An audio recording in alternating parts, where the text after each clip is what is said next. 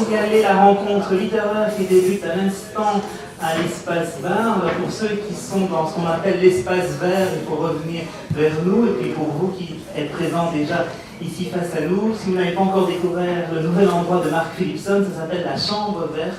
Il vous offre 600-900 mètres carrés en plus et ce n'est qu'un début, paraît-il. Donc n'hésitez pas à aller vous y perdre après la présentation, car pour l'instant, nous avons le plaisir de recevoir Nathalie Skorvonek à l'occasion de l'apparition de son deuxième livre paru chez Arléa sous le titre Max en apparence. Nathalie Skorvonek, bonjour, merci d'être présente parmi nous. Vous l'étiez déjà il y a 2 ans pour la sortie du premier livre, Karen et moi, c'était chez Arléa également. Karen et moi, un livre en écho à Karen Blixen, l'écrivaine danoise. Aujourd'hui, vous nous revenez donc avec ce deuxième livre, Max en apparence, un livre en écho à votre grand-père. Max en apparence parce que finalement tous les autres personnages de cette histoire ont également une grande importance dans ce livre. Un livre intéressant, touchant, je dirais après avoir lu un livre qui se révèle une enquête, une quête, je dirais même une conquête, une reconquête, qu'on pourrait finalement résumer de façon très simple, surtout pour ceux qui l'ont déjà lu, un HHHH à la sauce belge en écho à Laurent Binet. Écoutez, oui, Laurent Binet, c'est un livre qui a dû sortir il y a quelques années, peut-être 3, 4, 5 ans, je ne sais pas. Et évidemment, c'est quelqu'un de ma génération, et c'est un livre qui m'intéresse. C'est-à-dire que si on prend un HHH, l'histoire, c'est de se dire, on part d'un fait historique, et dans son cas, lui, si je me souviens bien,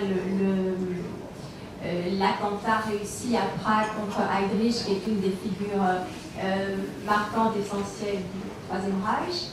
Et donc il veut mener cette enquête-là en étant quelque part tributaire de ces faits historiques, parce qu'il y a une vraie matière réelle qu'il ne faut pas trahir, tout le monde peut après aller vérifier, mais enfin il y a ça, l'histoire dit ceci. Donc il a cette contrainte-là. Et en même temps, il raconte une histoire à laquelle il n'a pas assisté, où il n'était pas là, et donc il est obligé de reconstituer un fait historique avec la nécessité d'être fidèle à cette réalité-là, et en même temps, le nécessaire passage par la fiction, puisqu'il n'y était pas.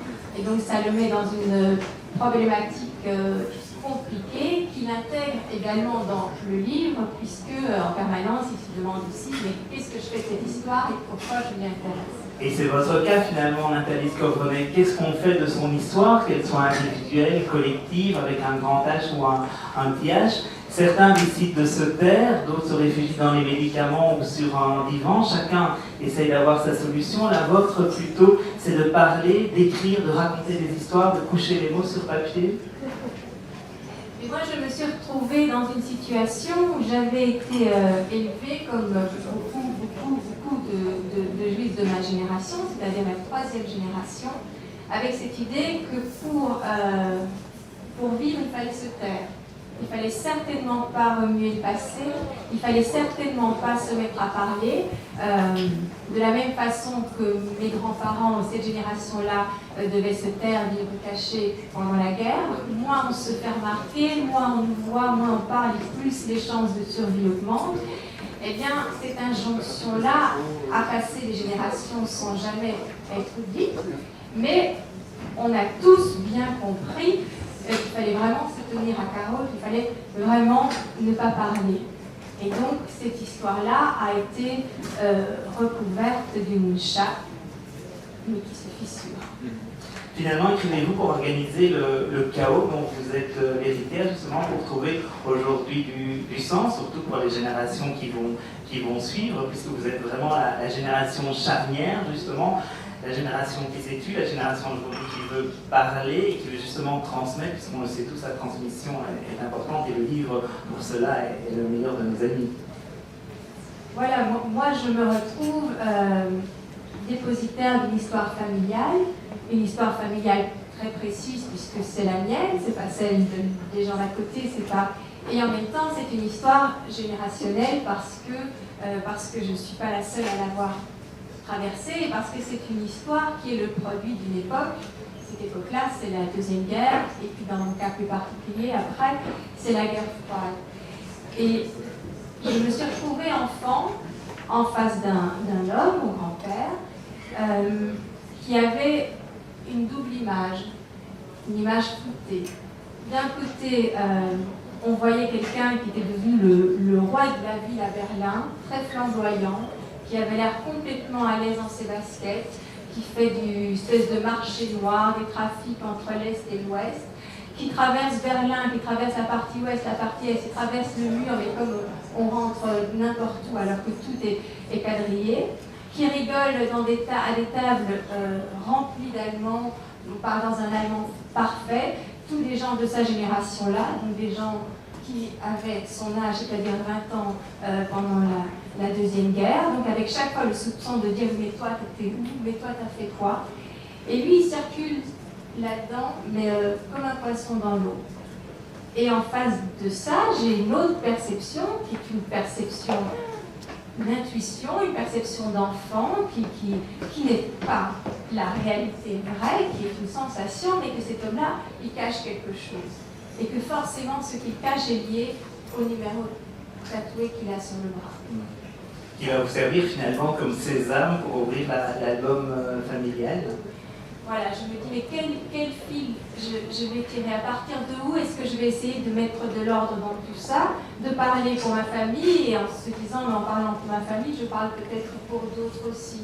Et je vais partir de ce numéro-là parce que moi, j'ai vu enfant des dizaines et des dizaines et des dizaines de bras tatoués.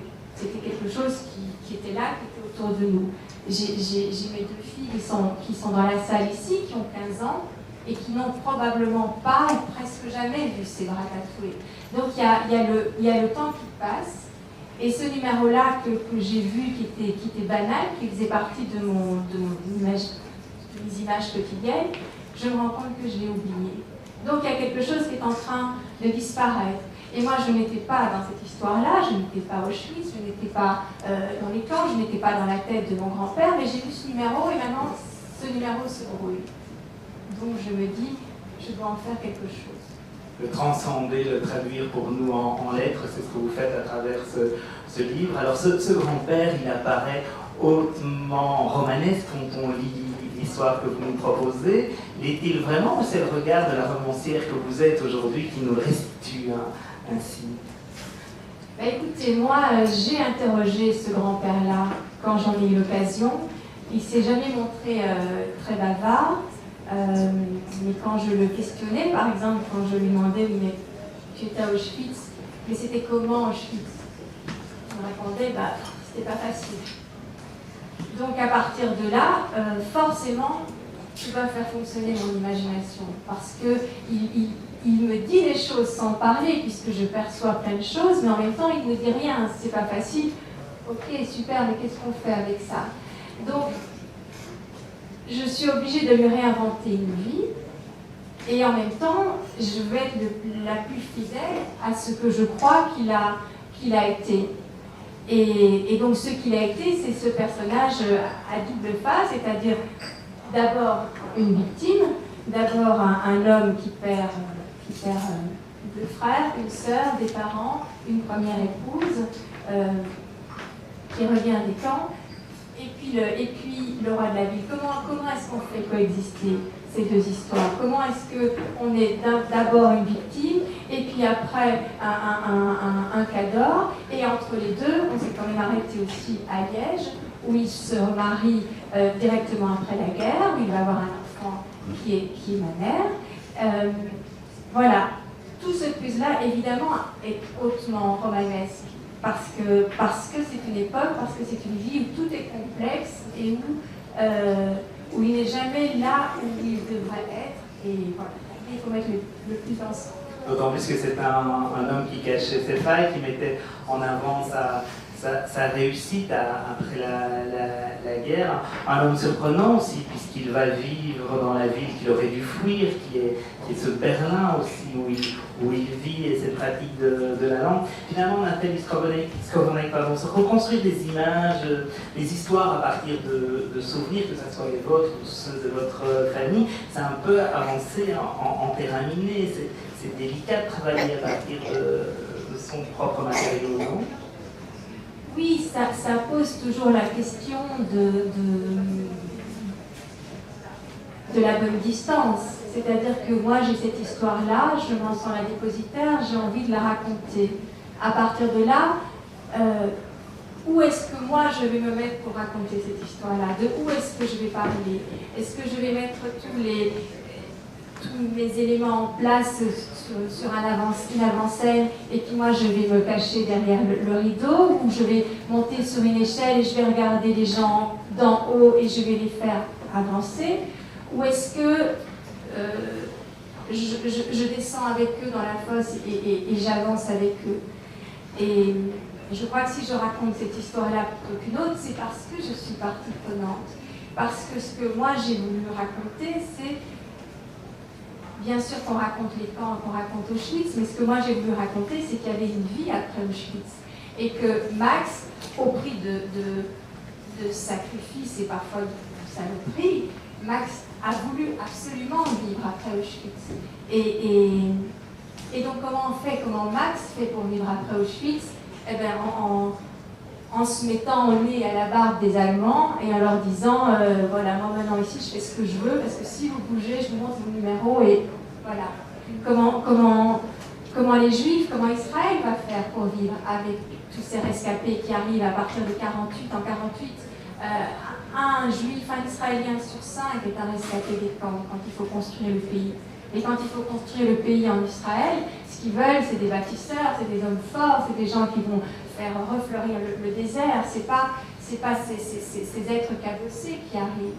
Donc comment ils font?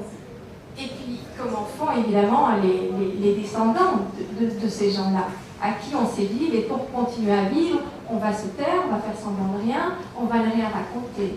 Et c'est ce que je raconte dans ce livre-là. Est-ce que c'est vrai, est-ce que c'est pas vrai? Mais le grand-père Max fait des cauchemars. Je sais qu'il faisait des cauchemars, et je crois d'autant plus que c'est vrai qu'il faisait des cauchemars parce que je lis énormément de choses, et je vois par exemple que dans Maus de Spiegelman, le père faisait des cauchemars, donc je me dis mais oui, on faisait des cauchemars. Mais ce qui se passe, c'est que les cauchemars de cette génération-là, qu'ils essayent de taire et de camoufler, mais leurs enfants font ces cauchemars aussi. Vous venez de faire une citation, on pourrait citer également Simenon, vous le faites dans le livre, tout est vrai mais rien n'est exact. C'est vraiment le pari de la littérature qui m'intéresse. Après, c'est un choix, il y a plein de formes de littérature, il y a plein de romans possibles, il y a plein de genres. Mais moi, si j'ai une voie, une direction que j'ai envie de prendre, c'est celle-là. Tout est vrai, mais rien n'est exact. Donc je ne vous raconte pas les choses, je ne choisis pas une fiction de façon arbitraire, je ne crée pas des conventions pour créer des conventions. Non, je vais vraiment, à partir du réel, essayer de raconter une histoire.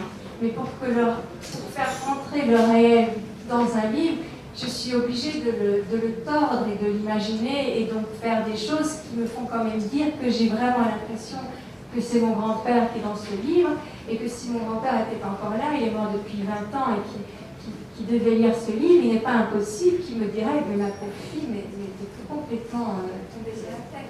Comme d'autres gens, finalement, par rapport à votre premier livre, Karen et moi, sont venus vous retrouver après en disant que ce n'était pas tout à fait exact, ou ce n'était pas ainsi. Nathalie Skowronek, est-ce facile de quitter votre maison recouverte de lierre, entourée de cette fameuse haie épaisse qui vous isole du monde, justement, pour en parler, parce qu'à la phase de l'écriture... Est-ce facile de quitter votre maison où vous êtes isolé, comme vous l'avez dit dans le livre, où vous écrivez, parce qu'il y a la phase d'écrire. Vous avez beaucoup voyagé également, parce que chaque livre est accompagné d'énormément de voyages, mais j'imagine qu'après, c'est pas évident de passer votre haie, de laisser le chien à la maison, qui protège bien la maison, mais qui n'est pas là aujourd'hui pour être avec nous. Je me dis qu'il y a un temps pour tout.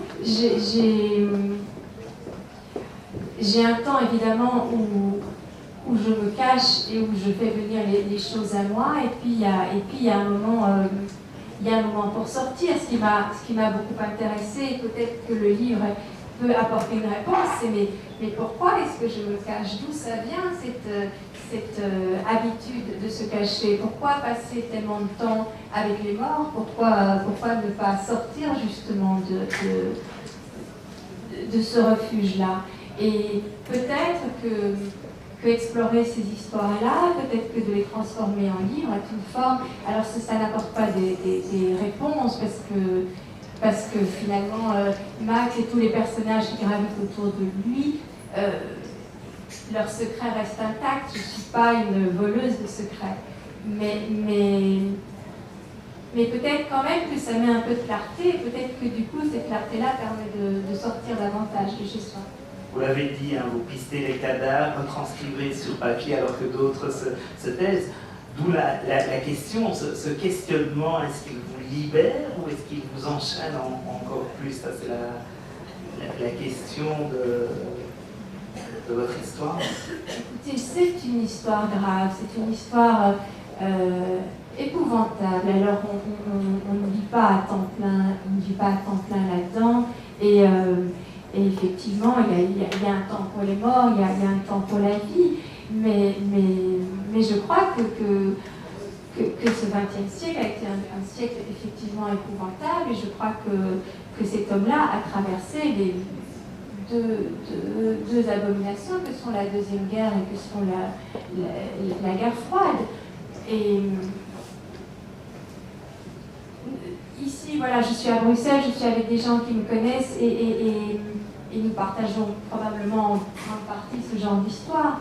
Mais j'étais ce week-end ailleurs et avec en parlant avec des gens qui ne connaissaient pas ça et qui m'ont posé la même question, est-ce qu'on en sort? Et j'ai eu envie de dire au début, oui, bien sûr, on en sort. Mais non, je pense que ça nous accompagne réellement, ce qui se passe. Et vous, aujourd'hui, vous le transcendez, votre histoire. Alors c'est vrai qu'on est assez sérieux, assez sombre, mais dans le livre, il y a du souffle, il y a des anecdotes, il y a de la vie, il y a de l'illusion, comme votre grand-père qui faisait du porte-à-porte et qui faisait la technique du paquet. C'est quoi la technique du paquet? Alors oui, mon grand-père, en fait, était... à masquer peut-être sa faiblesse et ce côté sombre en faisant des choses assez rigolotes, avec une énergie de vie assez incroyable. Donc quand ils sont revenus après la guerre, évidemment ils étaient tous assez misérables et il fallait vite regagner sa vie.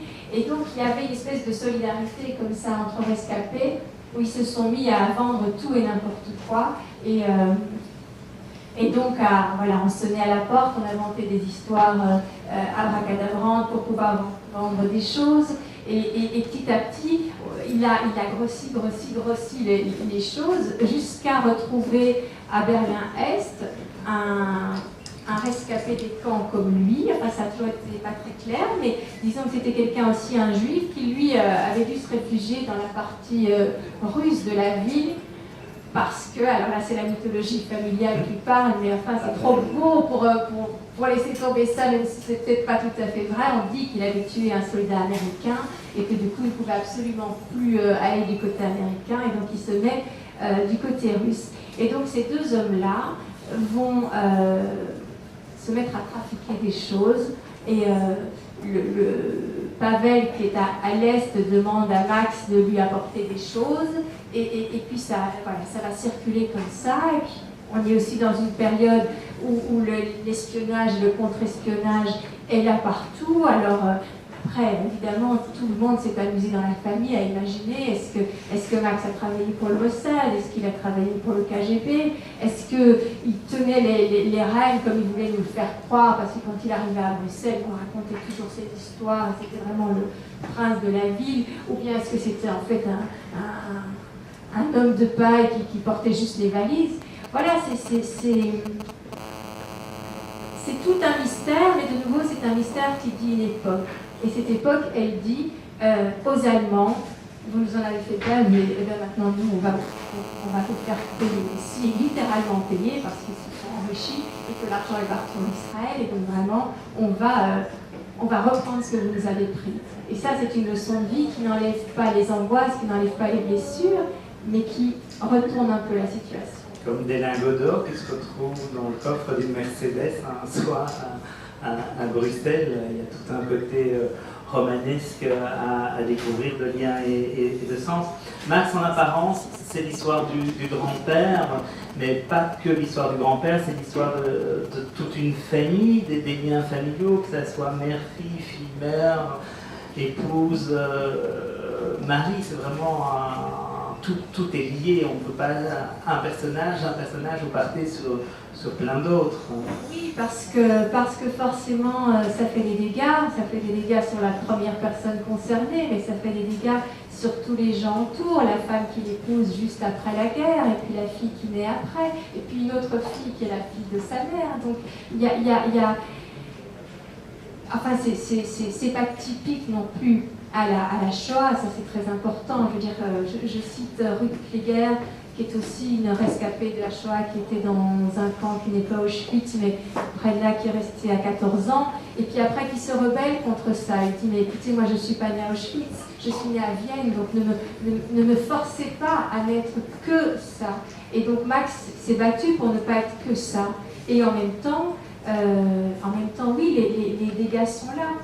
Après, la question, c'est est-ce que j'ai été vers Max pour comprendre l'histoire de Max, ou est-ce que j'ai été vers Max pour comprendre le chagrin de ma mère?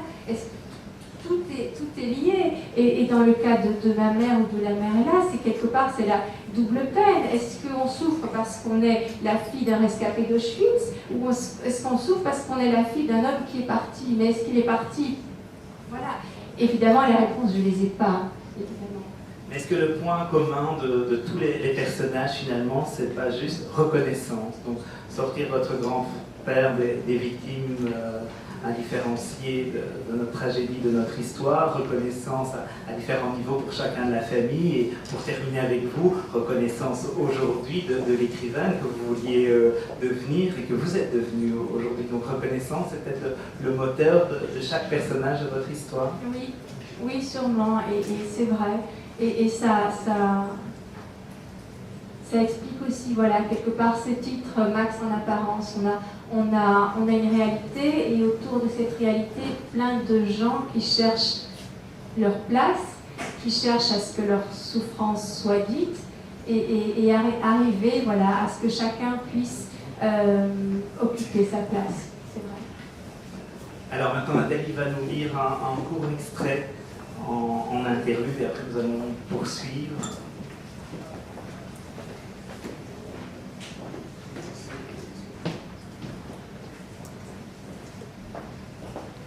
Je regrette de ne pas avoir réussi à mieux faire parler les acteurs de mon histoire.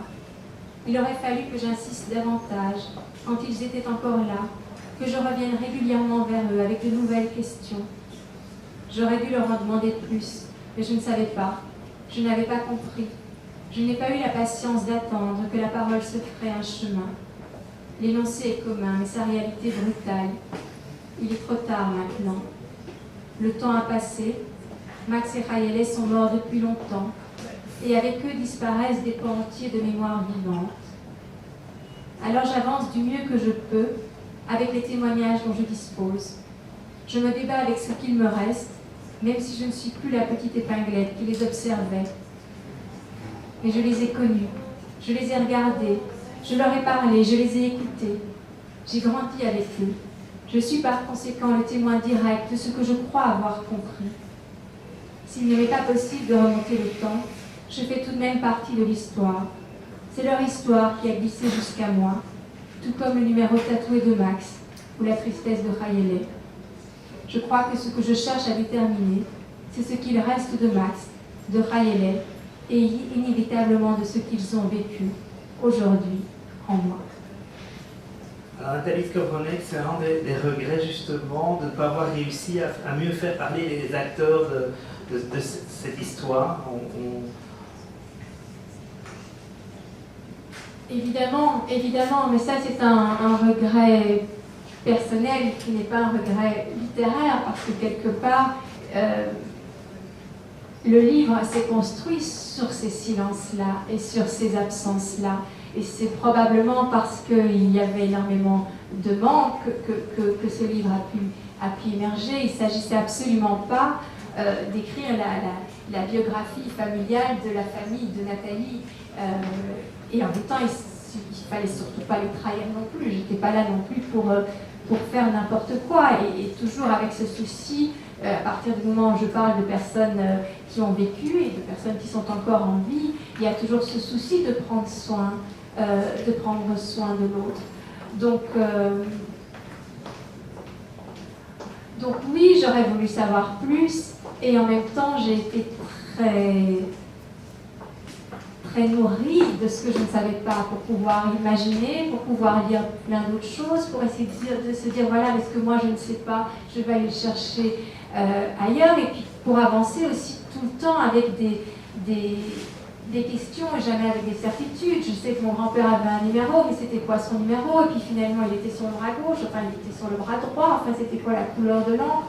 Donc on est quelque part en essayer de reconstruire une période historique et comment dire le plus justement quelle était cette période-là, mais c'est en disant finalement la masse d'incertitude avec laquelle on avance. Et que vous nous faites partager, mais ça permet également à la romancière que vous êtes de naître dans ces silences, de meubler ces silences de mots, de briser la loi du silence, et puis finalement de nous offrir votre ressenti et de le partager.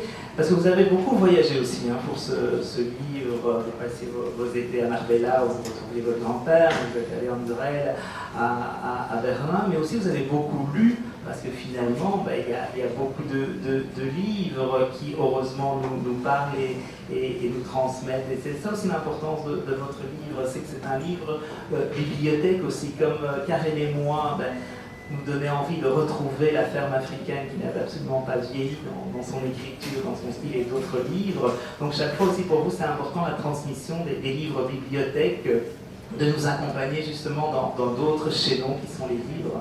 Oui, je crois qu'on fait partie d'une chaîne, on ne sort pas comme ça directement à habiller la cuisse de Jupiter. On fait partie d'une chaîne de savoir, une chaîne d'émotions, et évidemment pour moi ça aurait été absolument stupide de me dire je vais parler de la Deuxième Guerre ou je vais parler de la Shoah, comme si j'étais la première à débarquer et à arriver sur le sujet.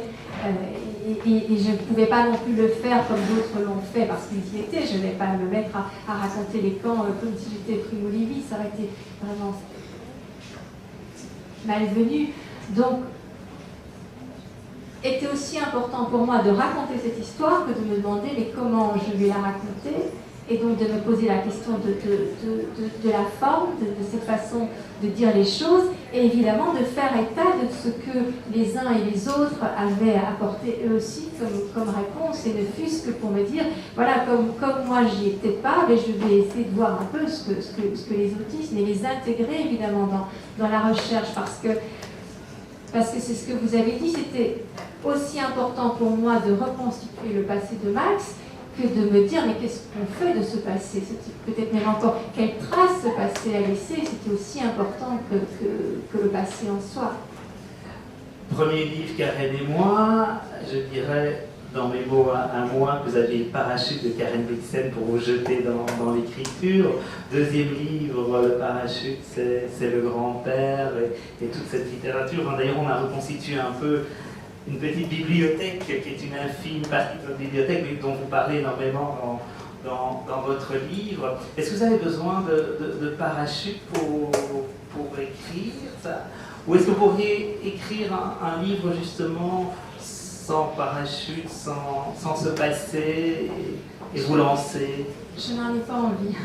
Je n'ai pas envie de ça aujourd'hui. Je pense que la fiction est indispensable pour écrire un livre, quel qu'il soit, dans Karen et moi. Évidemment que Karen Blixen a existé, évidemment qu'il y avait ce contrat-là qui était, je vais vous parler d'une Karen Blixen qui n'est pas, qui doit correspondre à la vraie Karen Blixen, mais après, le fait de l'appeler à l'aide, de lui demander de me montrer le chemin, de l'appeler ma sœur, on est directement dans l'ordre du fantasme. Mais c'est un fantasme qui est nourri par la nécessité de dire les choses dans lesquelles je suis complètement impliquée.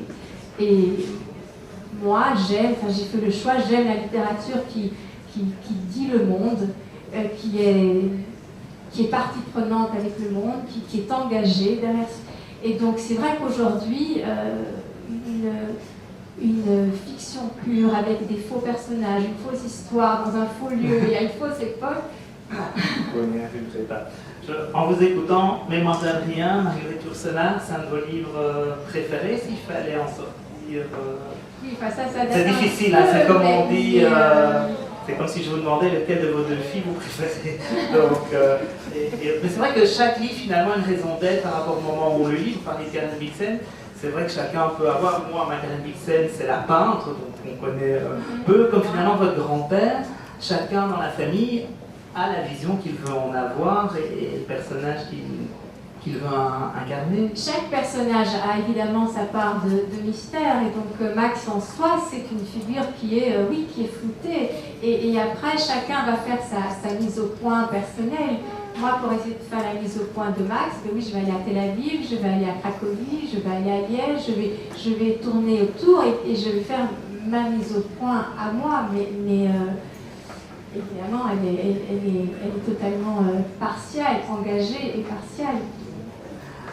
Nathalie Skowronek, merci d'avoir été parmi nous, de transcender les chiffres en lettres avec les mots qui nous unissent, qui nous réunissent.